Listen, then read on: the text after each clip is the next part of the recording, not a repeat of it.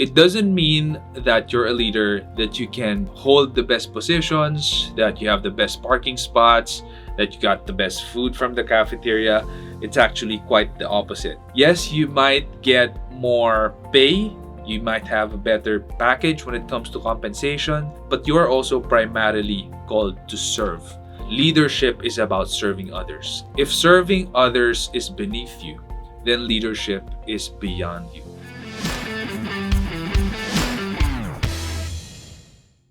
Hey guys, how's it going? Hope you've been well. Here I am again, Sean C., your host for the Leadership Stack Show. And for this episode, we are going to be talking about the 4 different types of leader.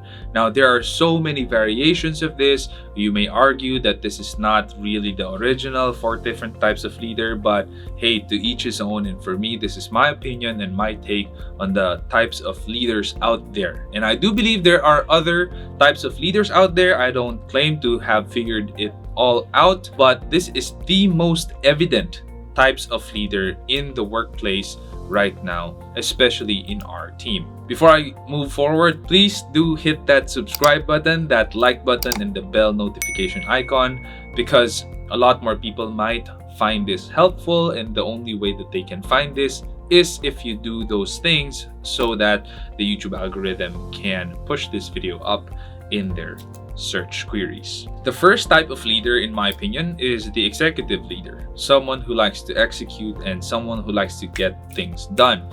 These kinds of leaders are task-oriented. The way to make them happy is you keep finishing tasks, you keep hitting goals, you keep hitting milestones, you make sure things get done. Check things off of your task lists. That will make this type of leader happy about you, happy about himself, and happy about the universe. The other side of the coin is, if you don't do these things, if that leader feels like you're not productive, feels like you're just wasting time, or you're not doing the right things at work, then that's the time that you can easily make this leader not happy about you. So it's so simple. You make this leader happy by executing. You make this leader sad about you if you don't execute. And the executive leader usually asks the question, when? When will this get done? When is that finished? When can I have this? When can I see that? When can I see your output? When's the deadline? I'm that kind of leader. I know a lot of my people in SEO Hacker, maybe they're watching this, they know I'm that kind of leader. I'm an executive leader. I want to get the ball rolling and moving. I want to feel momentum. I want to feel that we are all moving forward and just hitting those milestones. One of the downsides for the executive type of leader is we're not that great when it comes to building relationships, which is the next type of leader. Building relationships is not a priority for the executive leader because they just want to get things done. And the executive leader usually feels like building relationships and all of those mundane chit chats just get in the way, which is not really true. I'm an executive leader, and I would say there are so many benefits if you could just build good relationships with people. And so I go to the next type of leader, which is the relationship builder. The relationship builder are leaders who just wants to get to know you more and better as a person before they ask things from you, before they tell you what needs to get done, before they give you goals and milestones, before they expect when you can get things finished. Now, these types of leaders are cherished and adored by a lot of people in the team, and hence their influence grows and they can lead better and manage people better as well. The downside for relationship builders is usually they don't get things done, and they don't get things done on time. If they get things done, it's usually not on time, it's beyond the deadline. They find it hard to move things, to move people, to have momentum even with themselves and their own tasks. And that is because they can get carried away by building relationships. Another downside to the relationship builder type of leader is they find it hard to call people off. They find it hard to tell people what's wrong with them, what's wrong with the work they're doing, what's wrong with how they treat their job, with how they treat their coworkers, their peers. And that is because they don't want to damage the relationship. This is something that the executive type does not find too difficult.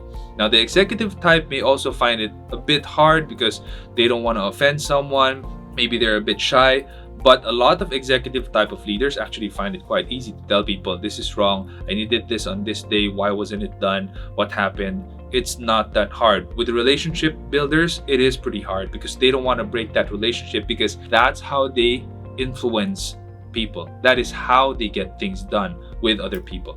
The third type of leader is the strategic leader. These types of leaders think ahead and think about what the best way is to get to a certain goal or to get people moving to that certain direction. Now, why is it different from a relationship builder or an executive? Because these types of leaders are more analytical. They think about the process, they think about the system, how they can improve the system, how the system can work for them, how they can shape things so that they don't need to grind all the way to where they want to be and where they should get to.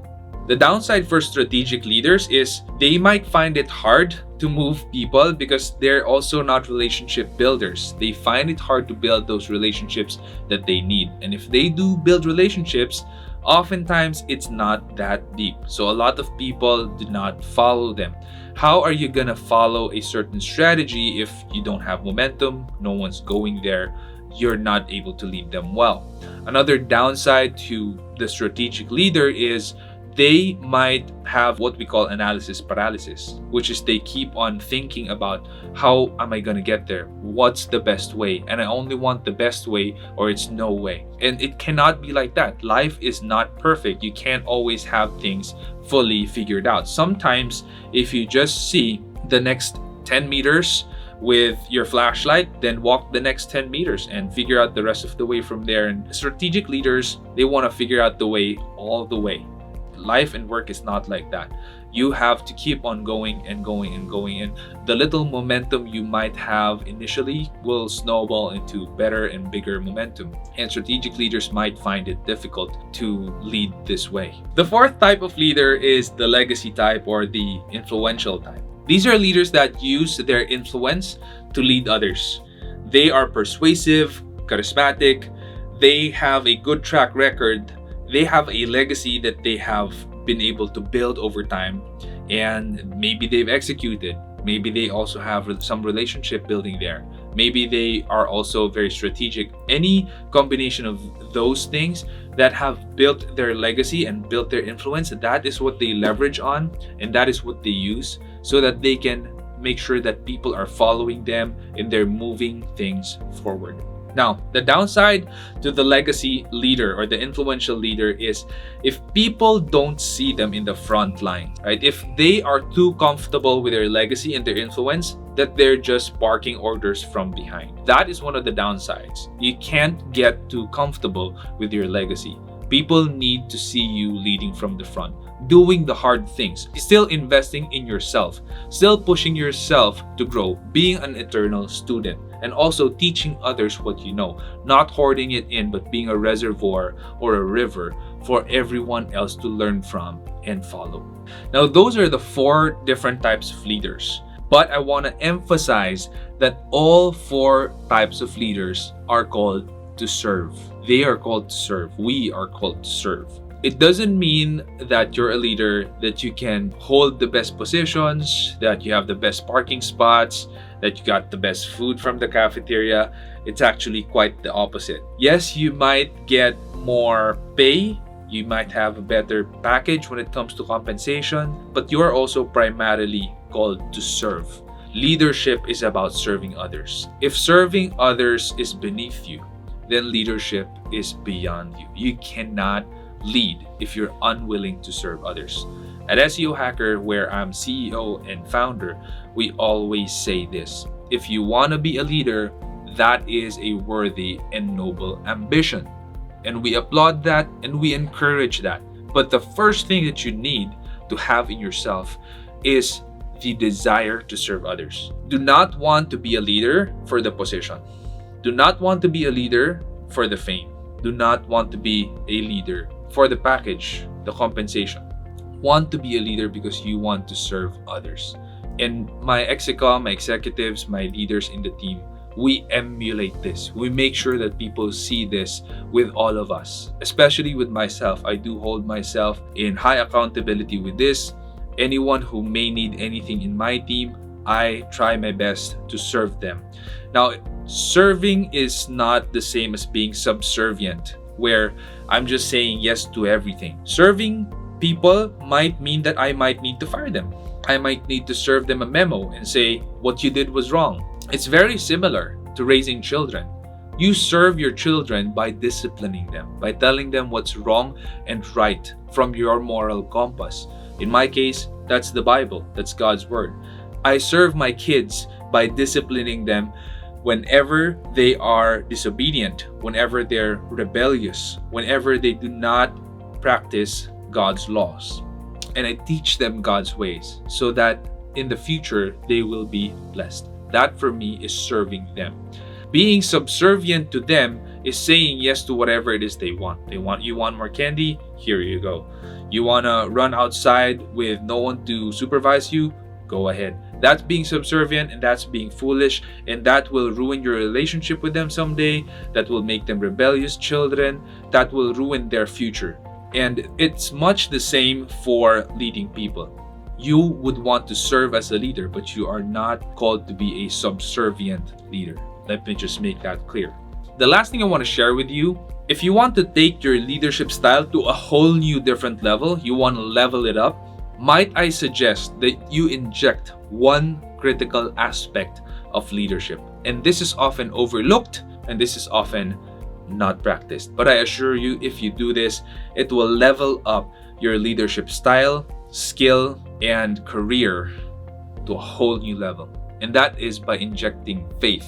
Whether you're the executive type, whether you're the relationship builder, you're strategic, or whether you are the legacy or influential type, if you inject faith into it, you level yourself up to a level that almost no one has reached. Let me tell you a story. And this is a true story in the Bible. It's in the book of 1 Samuel. It is the story of King David of Israel when he was not yet king. He was living in this Philistine territory of Ziklag. Why was he there? It's because the first king of Israel was King Saul. And King Saul was after David. He was gonna kill David and his 600 men. So David fled to Saul's enemy, Israel's enemy, the Philistines. So he was living in this fortress of Ziklag. And the Philistines were going to war with Israel during that time. And Ziklag was part of Gath. The ruler of Gath asked David to join him in that battle because he trusted David so much. But when the other rulers of the Philistines saw David, they told him to go back home to Ziklag. And that's a 3-day march. When David got home to Ziklag, he found his home burned down. Their houses were all burned down. They were raided and pillaged by the Amalekites. Now, where would their wives and children be? They were plundered. They were kidnapped by the Amalekites. So imagine you were King David. You got 600 men with you. Your homes were burned down. Your wives and children and everything you own, your cattle, your sheep, your servants, were all kidnapped, were all plundered by the Amalekites. What would you do? Well, I'll tell you what David and his men did. They wept like real men. The Bible says they wept until they could weep no more. And it is a horrible sight coming home to that. Now, David's men were so angry, and it's a mix of emotions. You'd probably feel shocked.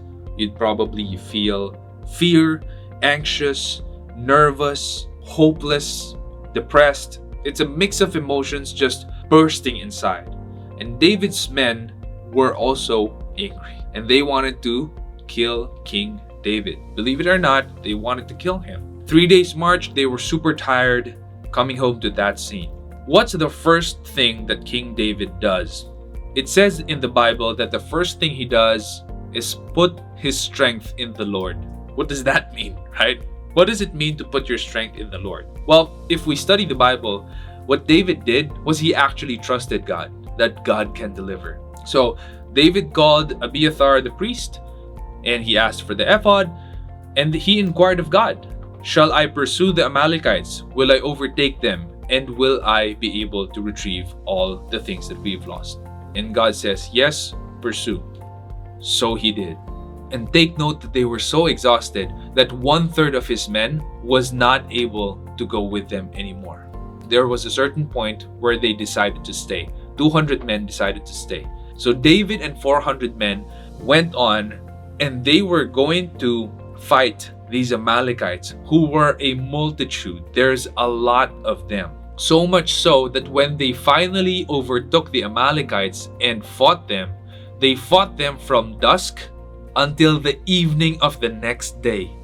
And even then, 400 young Amalekites fled on camels, meaning they killed so many of the Amalekites that it took them 24 hours almost, maybe even more, to slaughter these Amalekites. And still, 400 of those young men were able to flee.